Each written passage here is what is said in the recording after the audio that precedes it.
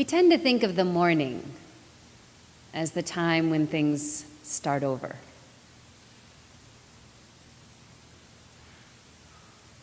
But that isn't when it happens.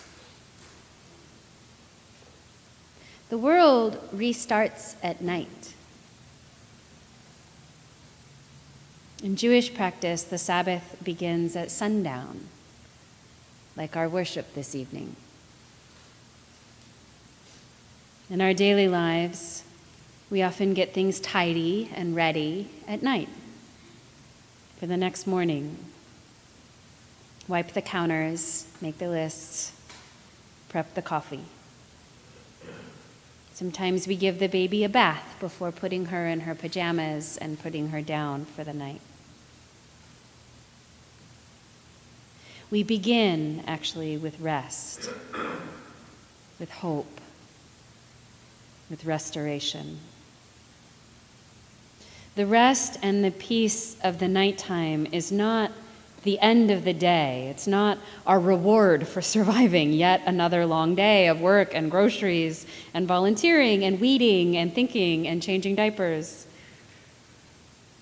It's actually the beginning.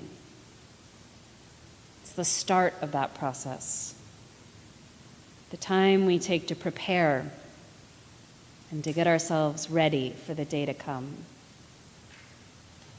We begin with our rest, so that we might be brave enough to take on our lives and the broken places of this world. It is the start, not the end. The world begins at night.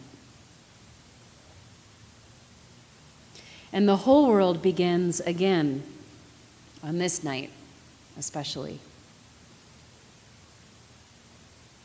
On this night, we hear the long story of God and of us, fighting and in concert, both.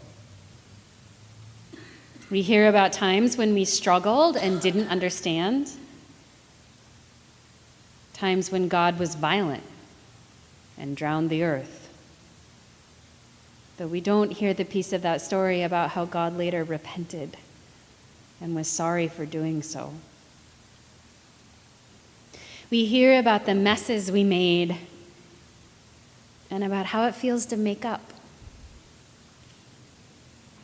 We hear basically that things have, in fact, always been this hard, and the world has always been this broken. And we also hear about how it is repaired and put back together. About people listening to God and each other, learning how to be new again, learning how to be in right relationship with one another, how to be with each other without jockeying for dominion. We hear about how Jesus got up again, even after they did their worst to him. Got up again.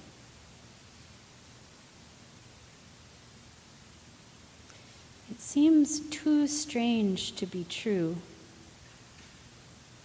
And we'll hear later in Luke's telling of the story that it was too strange to be true.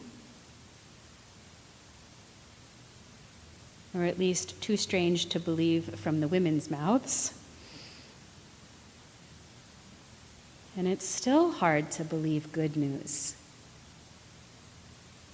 It's still hard to believe that there could be something past this relentless life, the endless cycles of poverty and bombings and feast and famine and wars and legislation in North Carolina.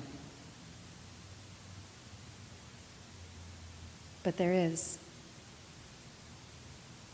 There is something beyond that. There is always enough love and enough hope to dust ourselves off again, help each other up, and to say, I'll be with you as you make it. Let's just do it together. It'll be okay. Jesus taught us that. So we do it tonight, continuing the long story that we've heard, smiling at one another and showing each other love and appreciation, and recommitting to seeing the broken places in our lives as just tombs that can be conquered, hills that can be leveled, valleys that can be filled. Tonight, the final and permanent answer is hope. The nighttime is the start of the day. The tomb is the beginning of the story, not the end. The story starts again tonight.